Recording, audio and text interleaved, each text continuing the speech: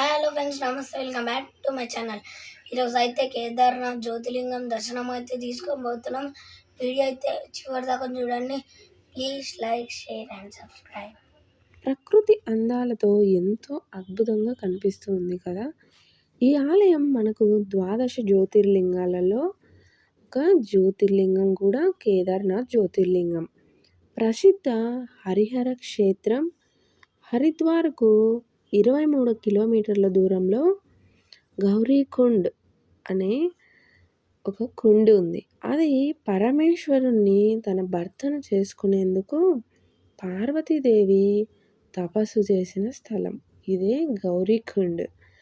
పార్వతీదేవి తపస్సు చేసే సమయంలో పార్వతీదేవి వాళ్ళ నాన్న అయినటువంటి హిమవంతుడు తన కూతురు కష్టపడకూడదని ఉష్ణకుండాన్ని సృష్టించాడు. ఉష్ణకుండ అంటే వేడి నీళ్ళు ఉండే ఒక కుండ అన్నమాట. ఇది ఇప్పటికీ కూడా అలాగే ఉంది. అందులో నీరు ఇప్పటికీ వేడిగానే ఉన్నాయి. చూస్తున్నారు కదా, ఇక్కడ భక్తులందరూ ఆ కుండలోనే స్నానం చేస్తున్నారు. ఆ కుండలో స్నానం చేస్తే సకల కోపాలు పోతాయని ఒక నమ్మకం అన్నమాట. గౌరీకుండకు పక్కగానే గౌరీదేవి తపస్సు చేస్తున్న మూర్తి మనకి దర్శనమిస్తుంది. ఇదైతే గణపతి దేవుడు కూడా ఇక్కడే పుట్టాడు అని ఒక భక్తుల నమ్మకం. అందుకు నిదర్శనంగా గణపతి విగ్రహం కూడా మనకి కనిపించింది. గౌరీకుండ నుంచి కేదార్నాథ్ ఆలయం 14 కిలోమీటర్ల దూరంలో ఉంటుంది. గౌరీకుండ నుంచి కాలినడకన వెళ్ళాల్సి ఉంటుంది. వెళ్ళలేని వారికి డోలీలు, గుర్రం మీద వెళ్ళొచ్చు అన్నమాట. మనం వెళ్ళే దారిలో మొత్తం కూడా కొండలు చూడడానికి వెండి కొండల్లాగా ఏదో ఒక తెలియని ఆనందాన్ని తెస్తాయి. అంతేకాకుండా అక్కడ జలపాతాలు మనం ఎంతో దూరం నడిచినామో తెలియకుండా చేస్తాయి. అంత అందంగా ఉంటుంది. మనం వెళ్ళే మార్గం అంతా కూడా చూస్తున్నారు కదా, జలపాతాలు కూడా కనిపిస్తున్నాయి మార్గ మధ్యంలో. అలాగే మనం నడుచుకుంటూ వెళ్తూ ఉంటే మార్గ మధ్యంలో త్రివ్యగి నారాయణుడి ఆలయం కూడా కనిపిస్తుంది. గౌరీదేవి తపస్సుకు మెచ్చి ప్రసన్నమైన పరమేశ్వరుడు అమ్మవారిని ఈ ఆలయంలోనే పెళ్లి చేసుకున్నాడని ఒక పురాణ కథనం. అందుకు నిదర్శనంగా ఇప్పటికీ నిరంతరం వెలుగుతూనే అగ్నిహోత్రం మనకు కనిపిస్తూ ఉంది. ఇక్కడ కనిపించింది కదా అగ్నిహోత్రం, అదే. త్రివ్యగి నారాయణి ఆలయం తర్వాత కొంత దూరం వెళ్తే గుప్త కాశీ కనిపిస్తుంది. ఇక్కడ కనిపిస్తుంది గుప్త కాశీ. వారణాసికి వచ్చిన పాండవులు దర్శనం ఇవ్వకుండా ఉండేందుకు పరమేశ్వరుడు గుప్తంగా దాగి ఉన్న ప్రదేశమే ఈ గుప్త కాశీ. ఈ గుప్త కాశీ ఇక్కడ విశ్వేశ్వరుడి ఆలయంతో పాటు అర్ధనారీశ్వరుడి ఆలయం కూడా ఈ గుప్త కాశీలో ఉంది.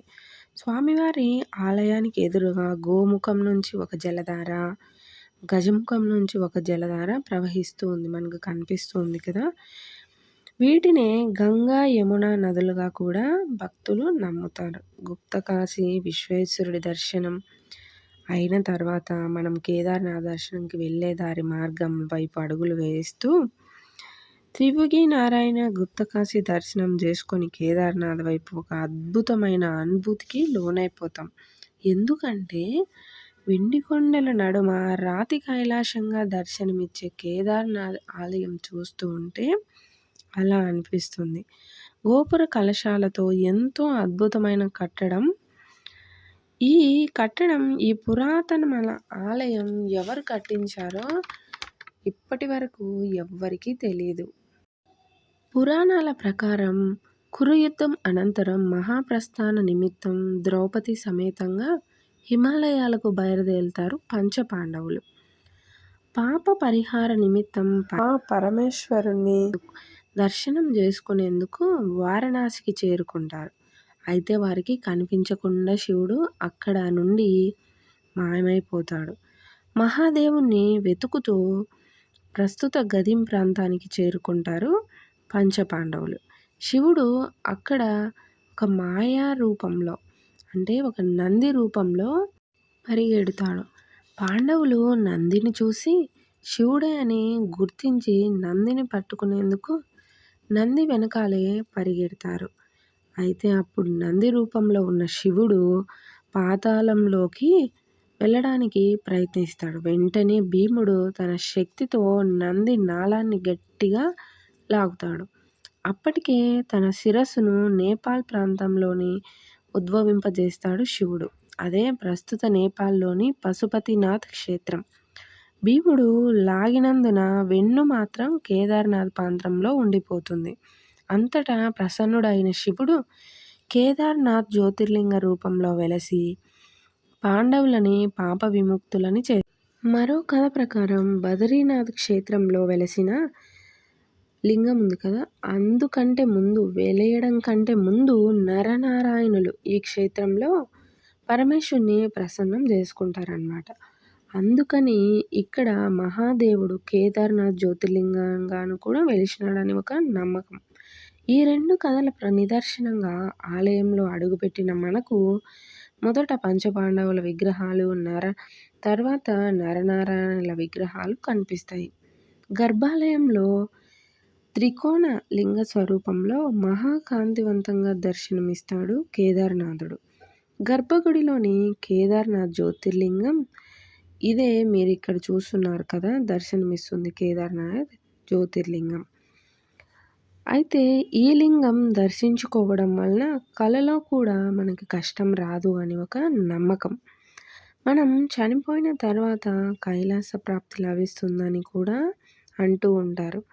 కేదార్నాథ్ మహాదేవుడికి నెయ్యితో మర్దన చేస్తూ ఉంటారు.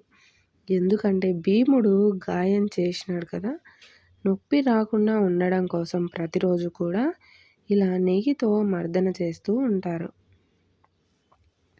స్వామివారికి మనమే మన చేతులతో అభిషేకాలు చేయొచ్చు. కేదార్నాథ్ జ్యోతిర్లింగం సంవత్సరంలో 6 నెలలు మాత్రమే తెరిచి ఉంటుంది. మిగిలిన 6 నెలలు కూడా ఆలయం మూసి ఉంటుంది. అది ఎప్పుడు అంటే వైశాఖ మాసంలో అక్షయ తృతీయ రోజున ఆలయం తెరిచి ఘనంగా పూజలు చేస్తారు. ఆ రోజున ఇంకా 6 నెలలు మొత్తం పూజను చేసిన తర్వాత దీపావళి మరుసటి రోజు అంటే కార్తీక మాసం జరుపుకుంటాం కదా మనం, కార్తీక మాసం స్టార్టింగ్ ఫస్ట్ రోజున ఇంకా స్వామివారికి అభిషేకాలు చేసి ఆ రోజు అభిషేకాలు చేసి గుడిని మూసేస్తారనమాట.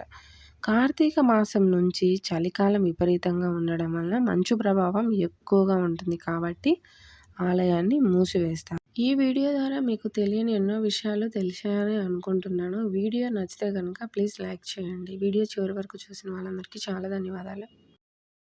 వీడియో చివరి వరకు చూసిన వాళ్ళకి చాలా ధన్యవాదాలు.